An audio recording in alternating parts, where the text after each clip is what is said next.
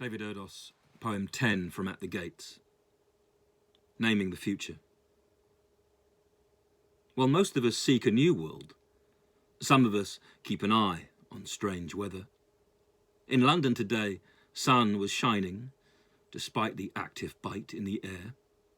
It was a new form of shock, a crack in the wind to remind us that if we are to be finally free of our houses, there may yet be borders behind which we all will need to beware. These may range from the barriers of the heart to those of once familiar countries, made all the more strange now that Brexit spreads its contagion like germ across ground, that everyone from Blake to the Beatles sang of, if only to hold on to something. And yet this place was never that. Its empiric dream just play acting, with the horrors within less profound. From its Victorian pomp to the violence inflicted under the Raj and in Kenya, you will hear all sorts of end in the echo of that blood-stained, green-sleeved sound. Of that time, Pete Doherty's drug-singed sprawl mumbled stuff, but only Ray Davies sang clearly. Sadly, that suburban kink's call for glory has been mishandled and clogged in the throats of those who wouldn't know change if it came to carouse with or corrupt them. For those British racists who sought this dark dream, watch hope float. The question is, will we dig and start to unearth better places? Will we substantiate part-glimpsed freedoms, or start to realise we're what's shaped? Meanwhile, shops here stock their shelves, while those in Northern Ireland stand empty. I fall in love and work wildly to try to find myself a new way in which the ghosts of the past populate lost museums, and where the galleries that are growing from one woman's figure and face let light play.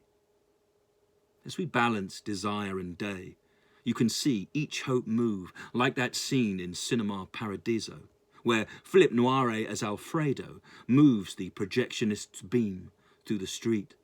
The film is caught on the air, much like this particular woman I dream of, and yet in its flight rests the future, as new chances to win crest defeat. So this is a transitional time, what with this long-promised end to the sentence, in which those COVID's written and even judged learn reform.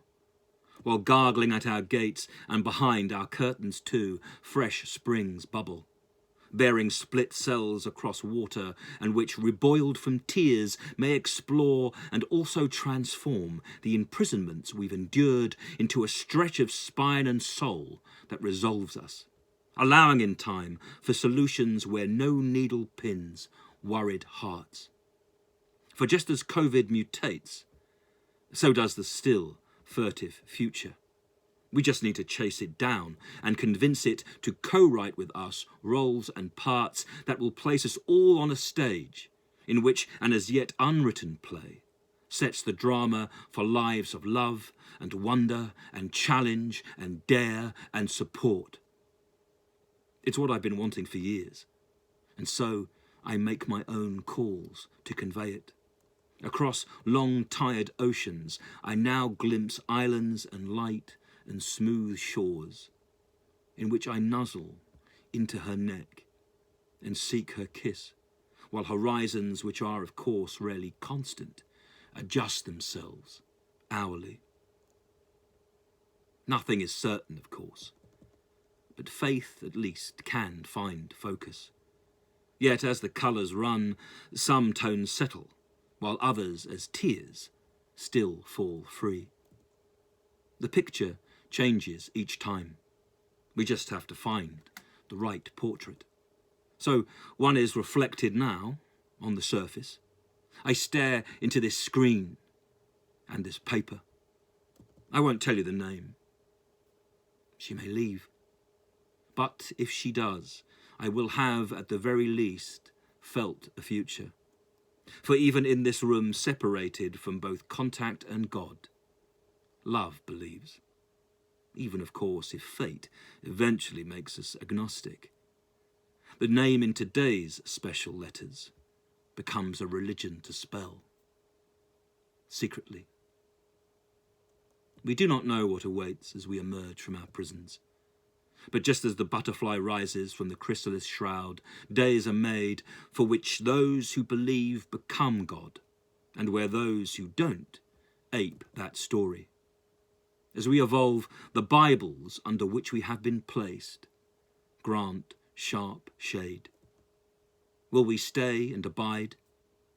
For now I seek her hand, her smooth shadow. But even if it retreats, warmth in warning will have given future hope its next name. David ERDOS, March the 1st, 2021.